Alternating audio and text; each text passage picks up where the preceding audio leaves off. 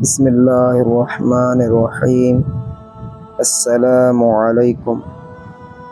کروڑوں درود السلام نبی آخر زمان صلی اللہ تعالی علیہ وسلم پر، جو تمام جہانوں کے لیے رحمت للعالمین ہے۔ محترم ناظرین کرام، میں ہوں شاہنواز اتاری، آپ دیکھ رہے ہو شاہنواز اتاری وائس چینل۔ مزید دلچسپ بیانات و واقعات کے لیے میرے یوٹیوب چینل کو سبسکرائب کریں اور بیل آئیکن کو دبائیں تاکہ اس طرح کے دلچسپ بیانات و واقعات آپ کو سب سے پہلے مل سکیں۔ محترم ناظرین کرام، امید ہے کہ آپ سب خیر و عافیت کے ساتھ ہوں گے۔ اللہ تعالیٰ کی پاک بارگاہ میں دعا ہے کہ اللہ تبارک و تعالیٰ آپ سب کو سلامت رکھے۔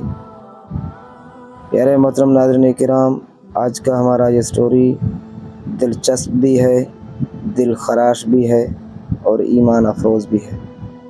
تو آئیے چلتے ہیں ہم اپنے سٹوری کی جانب۔ امام نسائی، امام احمد، امام ترمذی اور امام مسلم نے بھی اپنی صحیح روایتوں میں اس واقعے کو نقل کیا ہے۔ ان نقول میں کسی قدر کمی زیادتی ہے، مگر ہم خلاصہ بیان کرنے کی کوشش کرتے ہیں کہ ایک زمانے میں بہت جلیل القدر ایک بادشاہ تھا۔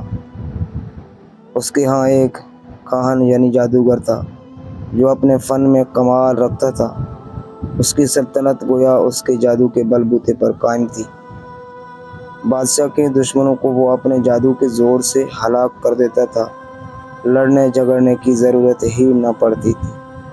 عمرا سلطنت اور ارکان دولت اگر بادشاہ سے ناراض ہوتے یا سرتابی کرتے یا بادشاہ کی کسی بات کی مخالفت کرتے تو یہ اپنے جادو سے ان کا رخ بادشاہ کی طرف موڑ دیتا تھا۔ اس طرح وہ ہر کام جادو سے کر لیتا تھا۔ جب وہ جادوگر بوڑھا ہو گیا اور اس کو اپنی زندگی سے نا امیدی ہوئی تو اس نے بادشاہ سے عرض کیا کہ حضور، میں بوڑھا ہو گیا ہوں، میری عمر اخیر ہونے کو ہے، آپ کوئی ذہین اور سمجھدار لڑکا میرے سپرد کر دیں تاکہ میں اس کو اپنا علم سکھا دوں، تاکہ میرے بعد وہ آپ کے امور سلطنت کو درست رکھے۔ چنانچہ بادشاہ نے ایک عاقل اور ہوشیار لڑکا اس کے حوالے کر دیا۔ وہ لڑکا اس جادوگر کے پاس صبح و شام حاضر ہونے لگا اور جادو کا فن سیکھنے لگا۔ محترم ناظرین کرام، راستے میں ایک راہب درویش عبادت گزار، اس کا بھی عبادت خانہ تھا۔ معمر راوی کہتے ہیں کہ اس وقت راہب لوگ اپنے اصلی دین عیسی حضرت عیسیٰ علیہ السلام کے دین پر قائم تھے۔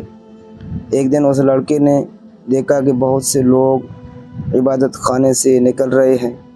اس لڑکے نے معلوم کیا کہ یہاں کون رہتا ہے۔ لوگوں نے بتایا کہ یہاں ایک راہب یعنی عبادت گزار رہتا ہے۔ یہ سن کر وہ لڑکا بھی اس راہب کے پاس پہنچا اور اس کی باتیں سنی۔ راہب کی باتوں سے اس کا قلب متاثر ہوا۔ راہب نے اس لڑکے کو دین حق اور توحید کی تعلیم دینی شروع کی تو وہ لڑکا ایمان لے آیا۔ یہ لڑکا جادوگر کے پاس جاتے ہوئے راستے میں راہب کے پاس ضرور ٹھہر جاتا تھا اور دیر ہو جانے کی وجہ سے جادوگر اس لڑکے پر غصہ ہوتا اور زد و کوب کرتا۔ لڑکا کہہ دیتا کہ مجھے گھر میں دیر ہو گئی ہے۔ آخر جادوگر نے بادشاہ کے پاس اس کی شکایت کی۔ بادشاہ نے لڑکے کو تاکید کی کہ جادوگر کے پاس سویرے پہنچا کرو۔ اس کے درباریوں نے کہا کہ یہ لڑکا سویرے گھر سے آتا ہے، راستے میں دیر کرتا ہے۔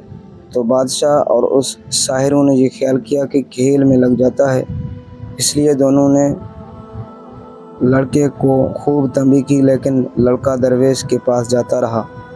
ایک دن یہ لڑکا راہب کے پاس سے بادشاہ کی طرف واپس ہو رہا تھا کہ دیکھتا ہے کہ راستے میں کسی مہلک جانور یعنی شیر یا اژدہے نے راستے روک رکھا ہے، لوگ ادھر ادھر بھاگ رہے ہیں۔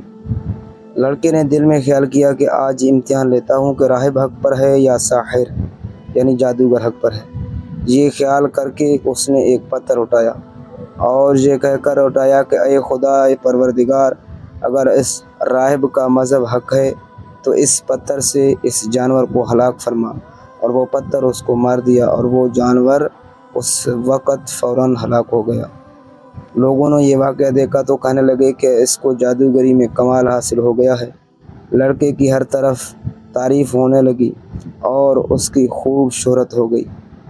محترم ناظرین کرام، آہستہ آہستہ یہ خبر راہب تک بھی پہنچی۔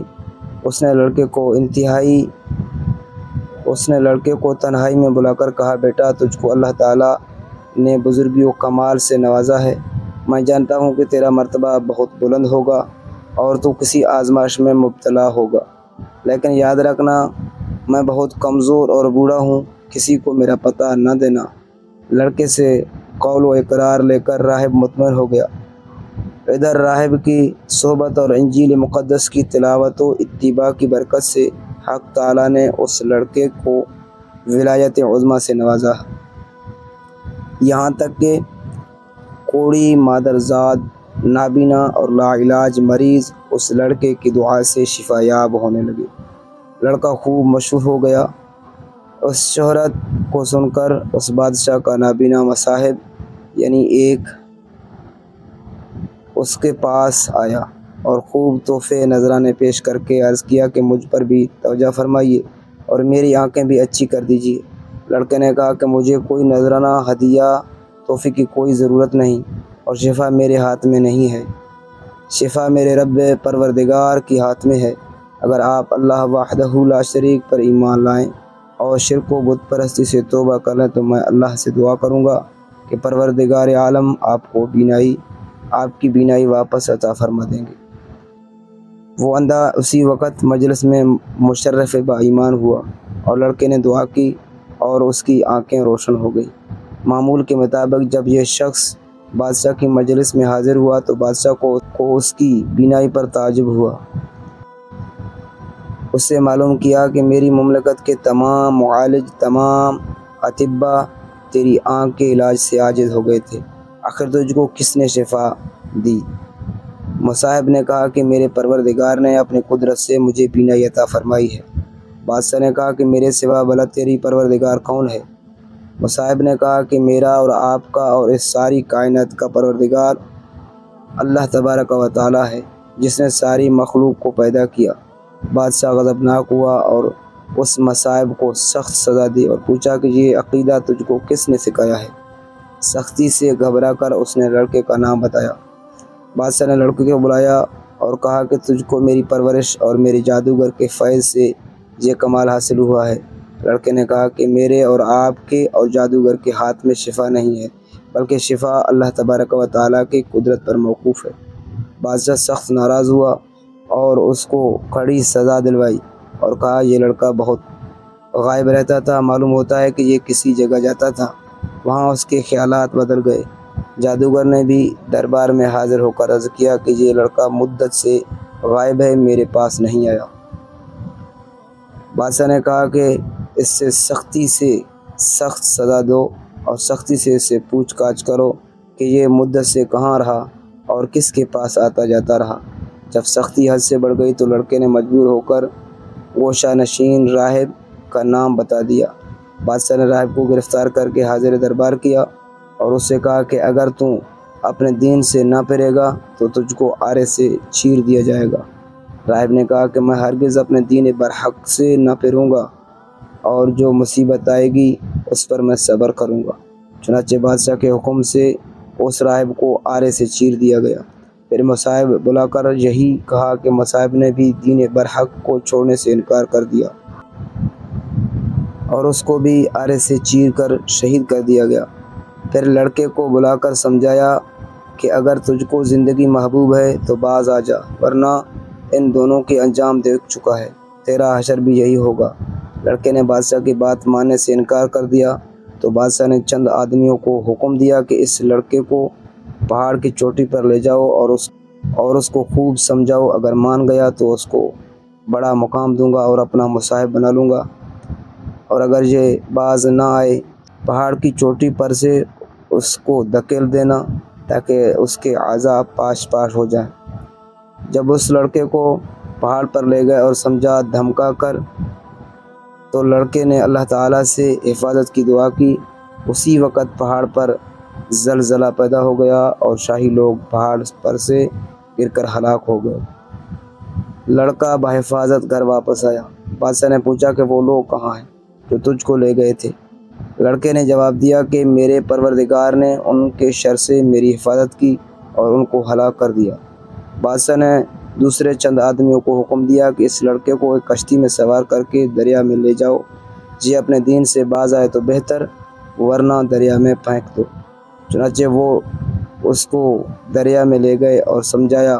لڑکے نے پھر دعا کی تو کشتی الٹ گئی اور شاہی لوگ غرق ہو گئے اور لڑکا صحیح و سالم واپس آ گیا۔ بادشاہ نے ماجرا پوچھا تو لڑکے نے پورا قصہ بیان کر دیا۔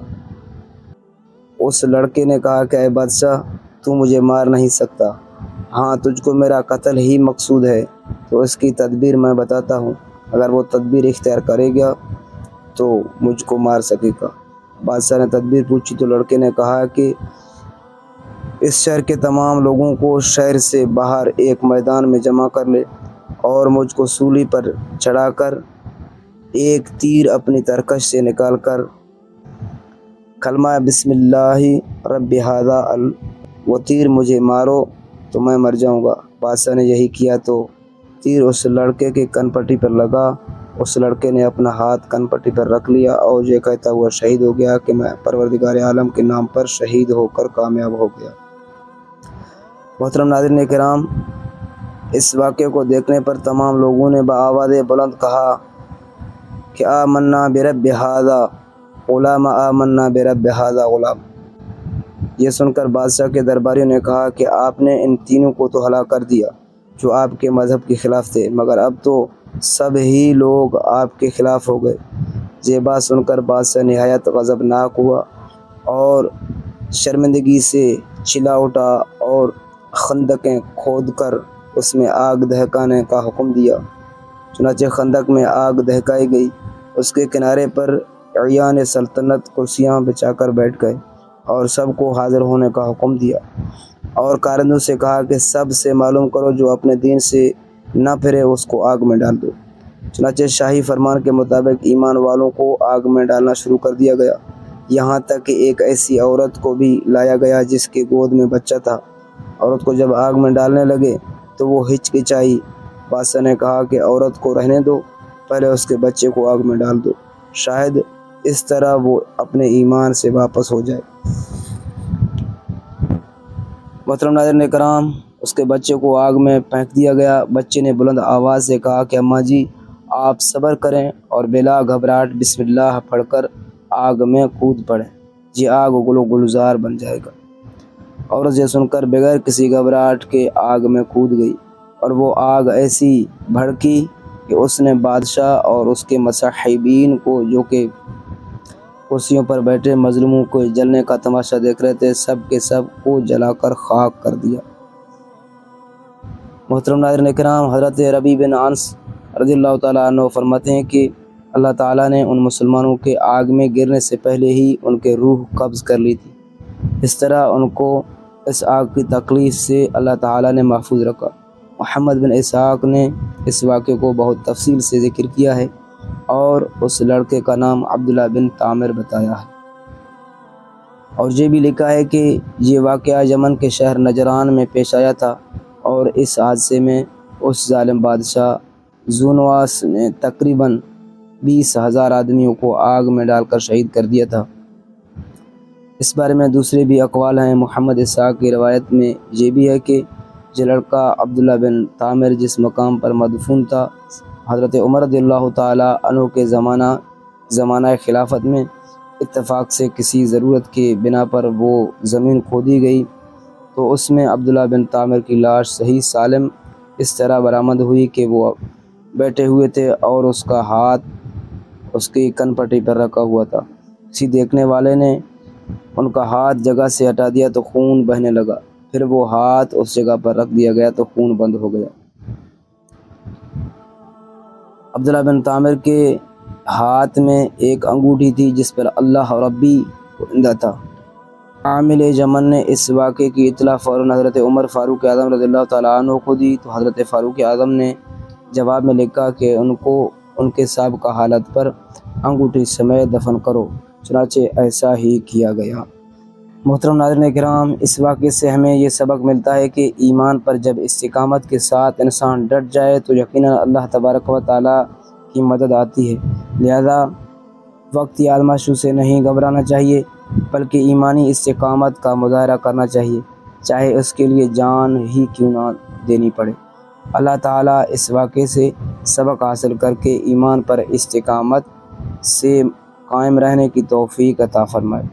محترم ناظرین کرام، مزید ملتے ہیں ایک نئے دلچسپ سٹوری کے ساتھ۔ تب تک کے لیے اللہ حافظ۔ اللہ پاک آپ کا حامی و ناصر ہو۔ اپنا خیال رکھیے۔ والسلام۔